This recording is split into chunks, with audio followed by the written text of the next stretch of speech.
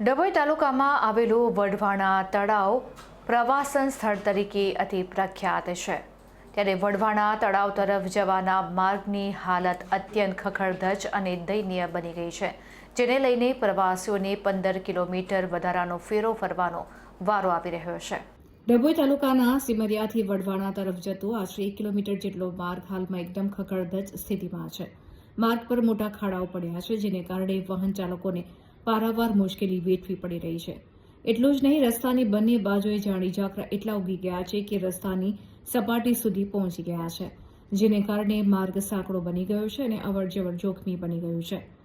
શિયાળાની ઋતુના પ્રારંભ સાથે જ વઢવાણા તળાવ ખાતે દેશ વિદેશના મહેમાન પક્ષીઓનું આગમન શરૂ થવાની તૈયારી છે. આ સમય દરમિયાન મધ્ય ગુજરાત સહિત દૂર દૂરના વિસ્તારોમાંથી પક્ષી પ્રેમીઓ અને પ્રવાસીઓ મોટી સંખ્યામાં વઢવાણા તળાવની મુલાકાત લેવા માટે આવે છે.